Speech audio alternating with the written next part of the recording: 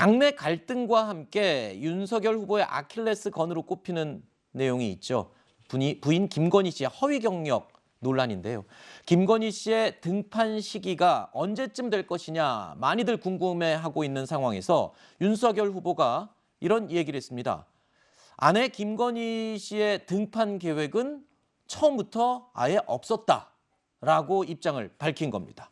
그러면서 이 동아일보와의 인터뷰 내용인데요. 영부인이라는 말은 쓰지 말자라고 이야기를 했습니다. 만약에 윤 후보가 대통령이 당선된 이후에도 김건희 씨가 영부인으로서의 역할은 하지 않을 것이다. 뭐 이런 뜻까지 지금 해석이 나오고 있는데 어떤 의미로 그런 얘기를 한 겁니까? 배우자가 계신데 아예 뭐 활동을 안 한다 이렇게까지 얘기한다기보다는 그 해석은 대통령의 배우자로서 갖는 법적 지위가 모호하지 않습니까? 네. 따라서 거기에 집중되는 어떤 제2부속실, 즉 공적 지원을 안 받는 것이 낫다, 받지 않겠다 이런 표현으로 저는 생각을 합니다. 네. 즉 세금을 들여서 영부인을 보좌하는 조직이 있지 않습니까? 근데 그것이 부적절해 보인다는 그런 지적을 수긍한 것으로 보이고, 예를 들어서 프랑스 같은 나라는 영부인을 보좌하는 그런 조직이 없습니다. 그래서 예를 들어서 순방을 갈 때, 대통령이 외국을 나갈 때 그 부인은 어떻게 하느냐, 비용을 다 냅니다.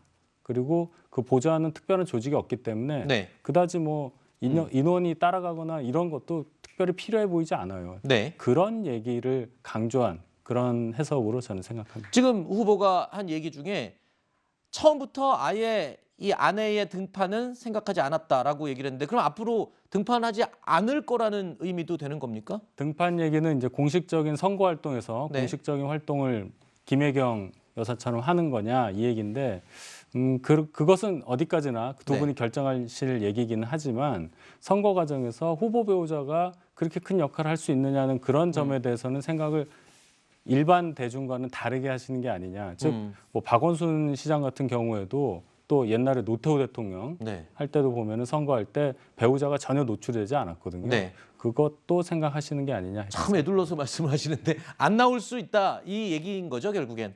그럴 끝까지. 가능성이 높아 보입니다. 알겠습니다. 자, 민주당에서는요, 윤석열 후보와 김건희 씨를 겨냥해서 이런 주장까지 내놨습니다. 송영길 대표의 이야기인데요. 한번 들어보시죠. 지금 모든 한간에 알려진 것은 실세는 김건희로 알려져 있고, 김건희 씨 같은 사람이 사석에서도 윤석열 후보한테 반말을 한다는 거 아닙니까? 같이 식사한 분한테 제가 직접 들은 이야기인데, 실제 집권하게 되면 실권을 거의 최순실 이상으로 흔들 걸로 다 우리가 염려를 하고 있는 거잖아요. 예. 이게 연예인도 그러는데 하물며 대통령의 부인이 될 분이 이렇게 커튼 뒤에 숨어 있어가지고 이게 되겠습니까? 자, 윤석열 후보의 아내인 김건희 씨를 최순실 씨에 비유를 했어요. 근데 글쎄요, 그 비유를 한 근거가 남편에게 아내가 반말을 한다라는 근거를 들면서 최순실 씨에 비유했어요. 글쎄요, 뭐 비유하는 거야 그렇다 치지만 그 근거가 남편한테 반말하는 게 그게 이렇게 지적을 당할 만한 부분인지는 조금 의아합니다. 제가 아까도 현근택 대변인이 민주당에서 네. 이재명 후보에게 해를 끼치고 있다는 지적을 했었는데, 네. 민주당이 좀 내부의 적이 문제다라는 생각이 들어요. 아하. 무슨 얘기냐면 송영길 대표께서 문재인 대통령에 대해서 잘 모르시는 게 아닌가라는 생각이 드는 게, 문 대통령 같은 경우에 본인이 지난 대선 후보 때 밝힌 일화가 있어요. 59문 59답 해가지고 네. 그게 배우자에게 프로포즈를 받은 일화를 공개를 하는데, 사실 이제 김정숙 영부인께서 그 당시 젊을 때죠.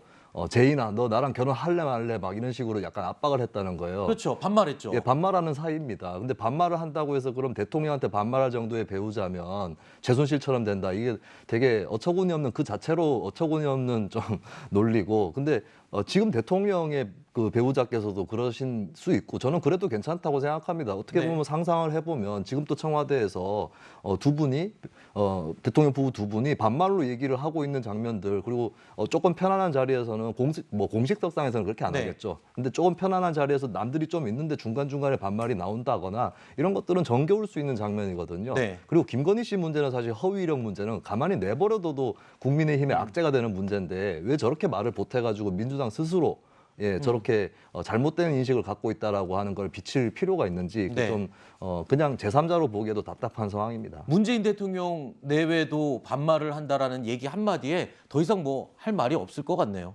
그러니까 그 무슨 반말을 했다고 해서 제2의 최서원이 될 것 같다 이렇게 얘기하는 건 저는 비약이라고 생각, 논리적 비약이죠. 그리고 이제 사실은 어떻게 해서 송영길 대표가 저런 얘기를 이렇게 하고 있는지는 모르겠지만은 사실 지금 이제 김건희 씨 같은 경우에는 다른 얘기를 이렇게 들어보면 정치에 별로 관심 없다.